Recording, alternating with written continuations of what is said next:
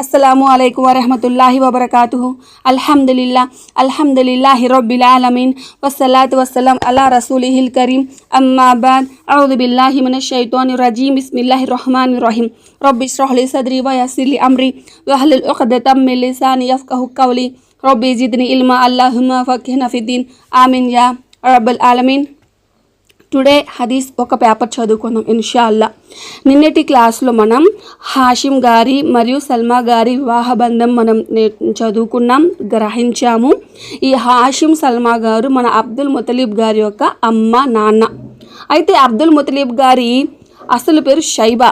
Shaiba to Abdul ముతలిబ్గా ఎందుకు ఆ పేరు మారింది ఈరోజు ఇన్షాల్లా గ్రహిద్దాం. ఇదంతా కూడాను అబ్దుల్ ముతలిబ్ గారి బాల్యం అన్నమాట. ఈ పేజీలో ఉంది, ఓకేనా? ఇన్షాల్లా గ్రహిద్దాం. మదీనా నుండి మక్కాకు. అటు మదీనాలో సల్మా పండంటి పిల్లవాడిని కన్నది.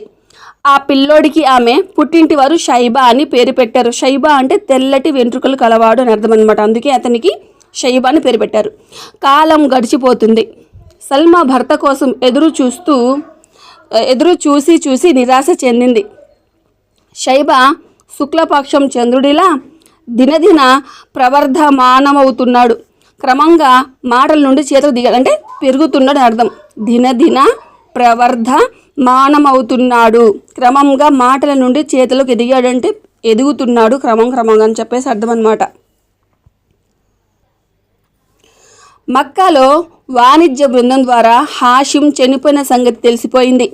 అప్పుడు అతని తమ్ముడు ముత్తలిబ్ ఖురైష్ తెగకు అగ్రనాయకుడై కాబా మందిరం నిర్వహణ బాధ్యతలు చేపట్టాడు. అయితే 10 ఏళ్ళు గడిచిన తర్వాత హాషింకు కొడుకు పుట్టాడని, అతను మదీనాలో తల్లి దగ్గర పెరుగుతున్నాడని తెలుసుకొని ముత్తలిబ్ మదీనా బయలుదేరాడు. ముత్తలిబ్ వదిన గారింటికి చేరుకొని షైబాను గుండెలకు హత్తుకున్నాడు. కుశల ప్రశ్నలైన తర్వాత అసలు విషయానికి వచ్చాడు. వదిన, హాషిం అన్నయ్య లేని లోటు మక్కాలో కొట్టి వచ్చినట్లు కనిపిస్తుంది. అందుకే నేనిప్పుడు షైబాను మక్కా తీసుకెళ్దామని వచ్చాను. కుటుంబ గౌరవం, వంశ మర్యాదల రీత్యా మేము ఖురైషు తెగలో అగ్రశ్రేణికి చెందిన వారమన్న సంగతి నీకు తెలుసు. షైబా మక్కాలో ఎంతో గౌరవప్రదంగా ఉంటాడు అన్నాడు ముత్తలిబ్. కానీ షైబాయే నాకిప్పుడు పంచప్రాణాలు. వీడిని వదిలి నేను ఒక్కరోజు కూడా బ్రతకలేను. అలాని నేను వీడి పెద్దలకు వంశ మర్యాదలకు దూరంగా కూడా ఉంచాలనుకోవటం లేదు. కానీ నా బాబును, నా చిట్టి తండ్రిని నేను ఎలా పంపను అన్నది సల్మా మాతృమమకారంతో కొంచెం బాధపడుతూ. వదిన, విచారించకు. నేను మన షైబాను కన్న కొడుకులా చూసుకుంటాను. పెద్దవాడయ్యాక ఇతనికి కాబా నిర్వహణ బాధ్యత ఇవ్వాలనుకుంటున్నాను అని అన్నాడు ముత్తలిబు. ఈ ముత్తలిబు ఎవరు? షైబా యొక్క బాబాయ్.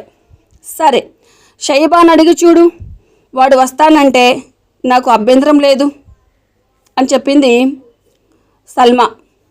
బాబు, విన్నావు కదా మీ అమ్మ చెప్పిన మాట, మరి నీ అభిప్రాయం ఏమిటి అని చెప్పేసి అడిగారు.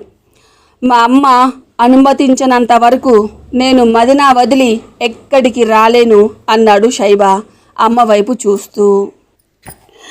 వినయవతుడైన కొడుకును చూసుకొని సల్మా ఎంతో మురిసిపోయింది. ఆమె షైబాకు మక్కా వెళ్ళిపోవడానికి అనుమతించింది.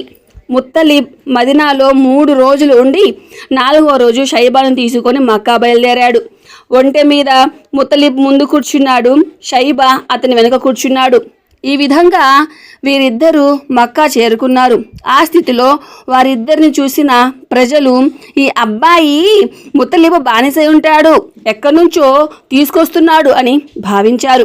భావించడమే కాదు, అదిగో ముత్తలిబ్ ఎక్కడి నుంచో బానిసను తెచ్చుకుంటున్నాడు, చూడండి, ముత్తలిబ్ బానిస, అబ్దుల్ ముతలిబ్ అని చెప్పుకున్నారు కూడా. ఇక్కడ ఈ షైబా అనే పేరు మారిపోయి అబ్దుల్ ముతలిబ్ అనే పేరు ఇందుకు వచ్చిందనమాట. అంటే వారందరూ ఏం గ్రహించారు? ముత్తలిబ్ యొక్క బానిస అని చెప్పేసి అక్కడ గ్రహించి అబ్దుల్ ముతలిబ్ అని చెప్పేసి చెప్పుకున్నారనమాట. అది షైబా యొక్క పేరుగా పడిపోయింది. ఇంకా ముత్తలిబు ఈ మాటలు విని, ఖురైషీయులారా, ఈ అబ్బాయి నా బానిస కాదు, ఇతను నా అన్న హాషిం కొడుకు, మదీనా నుండి పిలుచుకొస్తున్నాను అన్నాడు. వారి అపోహను దూరం చేస్తూ. కానీ జనం నోట అప్రయత్నంగా వెలువడిన ఈ కొత్త పేరే ఈ అబ్బాయికి స్థిరపడి అసలు పేరు మరుగున పడిపోయింది. అబ్దుల్ ముతలిబ్ పేరుతోనే అతను పిలవడం ప్రారంభించారనమాట. అబ్దుల్ ముతలిబ్ షైబా అలియాస్ షైబా ముత్తలిబ్ సంరక్షణలో ఏ లోటు లేకుండా పెరగసాగాడు. 10 ఏళ్ళు ఇట్టే గడిచిపోయాయి. అయితే ముత్తలిబు వ్యాపార నిమిత్తం యమన్కు పోయి హఠాత్తుగా అనారోగ్యానికి గురయ్యాడు. దాంతో యమన్లో అంతిమ శ్వాస వదిలాడు. ముత్తలిబ్ గారు కూడా చనిపోయారనమాట. ముత్తలిబు చనిపోయిన తర్వాత అబ్దుల్ ముత్తలిబు ఖురైష్ తెగకు అగ్రనాయకుడై కావా నిర్వహణ బాధ్యత స్వీకరించాడు. అబ్దుల్ ముత్తలిబ్ ఇంకా 25 ఏండ్లైన నిండని నవయువకుడు. అంతగా పేరు పలుకుబడు లేని పసివాడు. అందువల్ల అతని పెదనాన్న నౌఫల్ ఓ రోజు అతని ఇంటి ప్రాంగణాన్ని బలవంతంగా ఆక్రమించాడు. అబ్దుల్ ముతలిబ్ కొందరు ఖురైష్ నాయకుల్ని కలుసుకొని నౌఫల్కు వ్యతిరేకంగా తనకు సహాయం చేయవలసిందిగా అభ్యర్థించాడు. కానీ ఖురైష్ నాయకులు ఈ వ్యవహారంలో జోక్యం చేసుకోవడానికి వెనుకంజ వేశారు. అప్పుడు అబ్దుల్ ముత్తలిబ్ తన అసహాయ స్థితిని తెలుపుకుంటూ మదీనాలో ఉన్న తన మేనమామల దగ్గరికి కొన్ని కవితలు రాసి పంపాడు. ఈ కవితలు మేనమామలో ఆగ్రహ జ్వాలలు రేకెత్తించాయి. అబుసాద్ బిన్ అద్దీ అనే ఓ మేనమామ 50 మంది అశ్వరూఢుల్ని తీసుకొని మక్కా పట్టణానికి బయలుదేరాడు. అతను మక్కా సమీపానికి చేరుకొని అబ్దహ్ అనే ప్రదేశంలో దిగాడు. సహాయం కోసం ఎదురు చూస్తున్న అబ్దుల్ ముతలిబు సాయుధ బలగంతో వచ్చిన మేనమామను చూసి ఎంతో సంతోషించాడు. మామయ్య, ముందు మనం ఇంటికి వెళ్దాం పదా, అక్కడ కాసేపు విశ్రాంతి తీసుకొని తర్వాత కర్తవ్యం గురించి ఆలోచిద్దాం అన్నాడు అబ్దుల్ ముతలిబ్. కాదు, దైవ సాక్షిగా చెబుతున్నాను, నేను సరాసరి నౌఫల్ దగ్గరికి వెళ్ళి తాడో పేడో తేల్చుకునేదాకా మరే పని చేపట్టను అన్నాడు అబుసాద్. ఆ తర్వాత అతను అశ్వరూఢుల్ని తీసుకొని కాబా ఆలయానికి చేరుకున్నాడు. అక్కడ నౌఫల్ ఖురైష్ పెద్దలతో కబుర్లాడుతూ కూర్చున్నాడు. అబుసాద్ అతని దగ్గరికి వెళ్ళి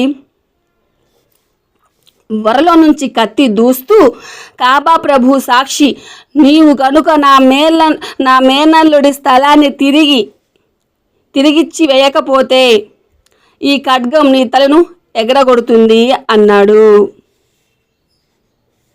నౌఫల్ పరిస్థితి గమనించి, ఆగు, నేను ఆ స్థలాన్ని ఇప్పుడే ఇచ్చేస్తా అన్నాడు, కాస్తంత తడబడుతూ అని. ఖురైష్ పెద్దలారా, మీరే దీనికి సాక్షులు అన్నాడు అబుసాద్. ఆ తర్వాత అతను మేనల్లుడి వెంట అతనింటికి వెళ్ళిపోయాడు.